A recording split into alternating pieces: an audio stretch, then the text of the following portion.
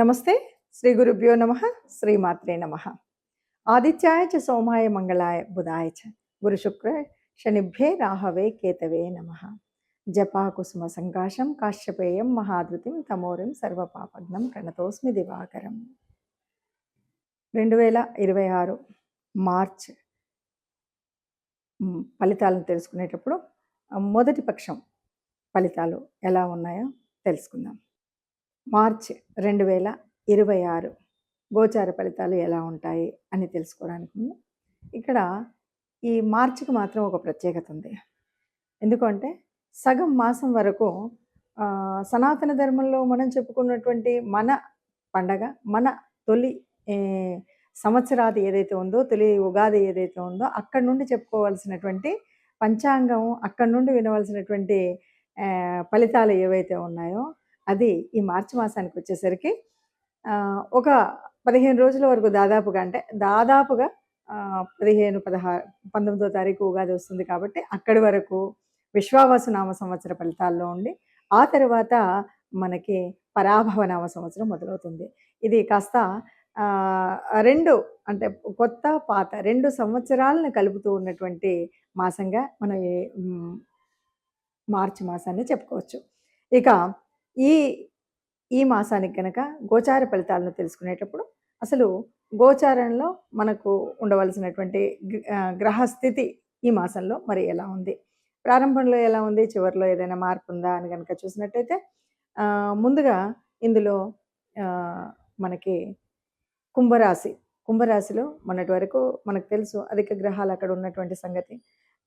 15 వరకు రవి అందులోనే ఉంటాడు, రాహు అక్కడే ఉన్నాడు, కుజుడు కూడా అక్కడ ఉన్నాడు. ఇక మీనరాశిలోకి వస్తే మరి మీనరాశిలో మనకి శుక్రుడు, శని ఇద్దరు అక్కడ ఉంటారు.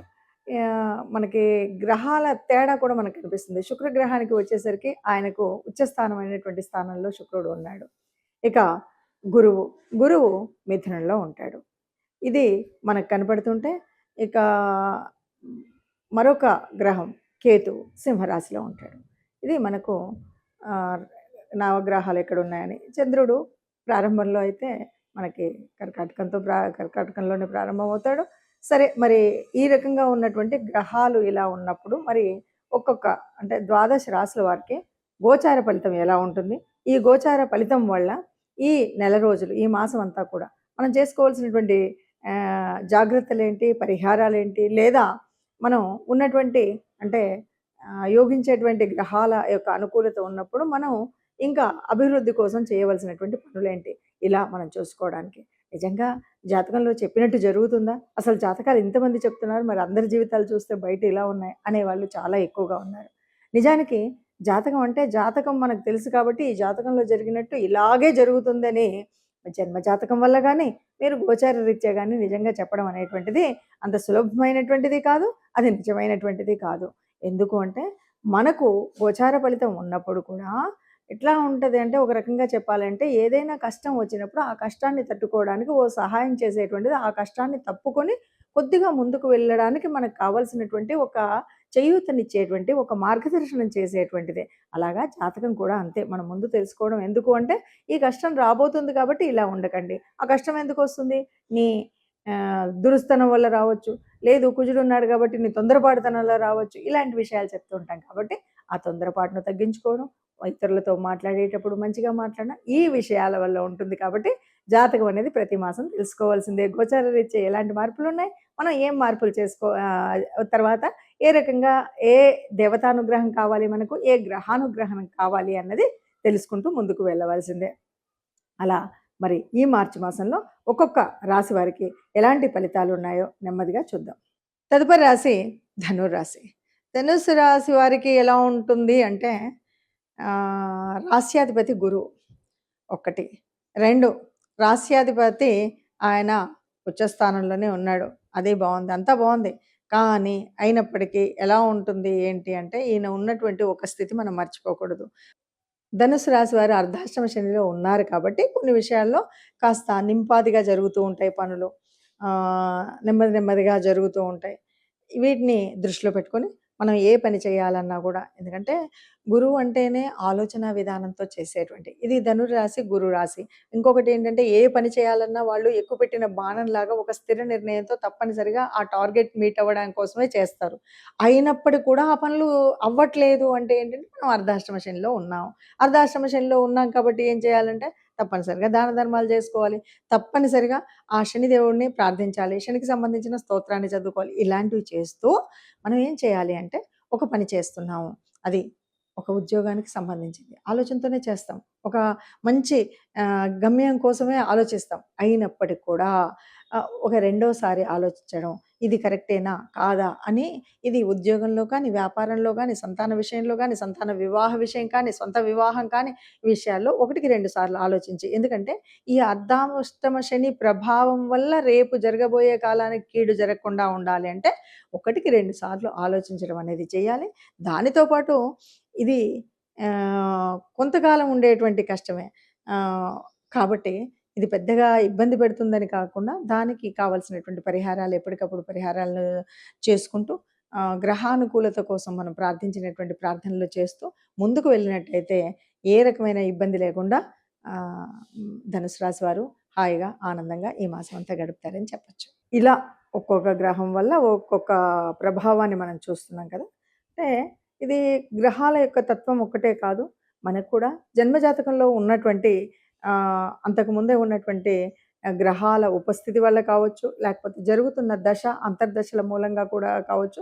మనం ఇప్పుడు ఏదైతే చెప్పుకున్నామో అలాగ మాకు జరగలేదండి, లేదు అలాగంటే బాగా జరిగిందండి, లేదు అలా చెప్పారు గానీ ఇలా జరిగిందండి అనే మాటలు వింటుంటాం కాబట్టి దానికి కారణం ఏమిటి అంటే ముఖ్యంగా మనకు జన్మజాతకంలో మనకు నడుస్తున్నటువంటి మంచి యోగించే గ్రహాలు మనకు అనుకూలంగా ఉండేవి ఉండవచ్చు. లేదా నడుస్తున్నటువంటి దశ, అంతర్దశలు చాలా బాగా ప్రభావితం చేసేటువంటివిగా ఉండొచ్చు. కానీ అలాంటప్పుడు కూడా కొన్నిసార్లు కొన్ని రకాలైనటువంటి గ్రహాల యొక్క యుతుల వల్ల గానీ, గ్రహాల యొక్క దృష్టుల వల్ల గానీ కొన్ని మార్పులైతే తప్పకుండా జరుగుతాయి. ఈ మార్పులు జరిగినప్పుడు మనకు అంతా ఉన్నా కాస్త పట్టించుకున్నప్పుడు తెలియకపోవచ్చేమో కానీ, మన భవిష్యత్తుకు పునాది వేసేటువంటి కొన్ని మంచి నిర్ణయాలు తీసుకునేటప్పుడు ఇది ఉండాలి. కాబట్టి ఇప్పటి వరకు మనం చెప్పుకున్నట్టుగా ఈ పరిస్థితి ఉంది కాబట్టి మరి ఏం చేయాలి? అంటే ఏమీ లేదండి. అసలు మనకు శాస్త్ర ప్రకారంగా గూడా ఓ పద్ధతి ఉంటుంది. ఎప్పుడూ కూడా దేవతానుగ్రహం పొందాలి అంటే ఇష్టదేవత లేదు అంటే కులదేవత. ఈ మీ ఇష్టదేవతను గాని, కులదేవతను గాని ఆరాధించేటువంటి పద్ధతి ఉంటుంది. ఆరాధించే పద్ధతి అంటే ప్రతినిత్యం మనం ప్రతినిత్యం కొంతమందైతే ప్రతి క్షణం కూడా నామస్మరణ చేయడం అనేటువంటిది ఉంటుంది.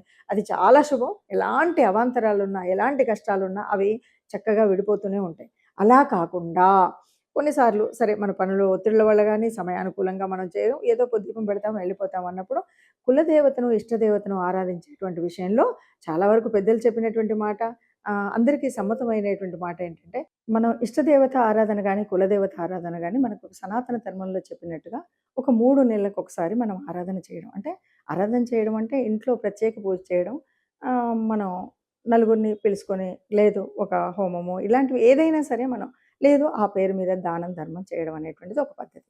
ఇది గనక చేసినట్టయితే ఎంత క్లిష్టతరమైనటువంటి, కష్టతరమైనటువంటి గ్రహ సంచారం ఉన్నప్పటికి కూడా ఏ కష్టం కలగకుండా ఉంటుంది.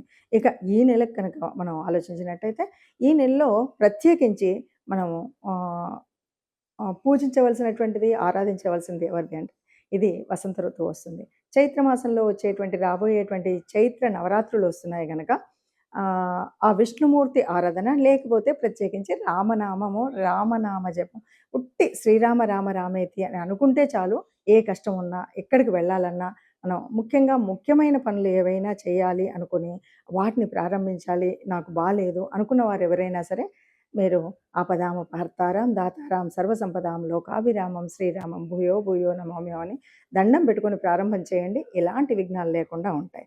అందరూ ఆనందంగా ఈ నెలను కూడా మనం గడపొచ్చు అని చెప్పొచ్చండి. నమస్తే.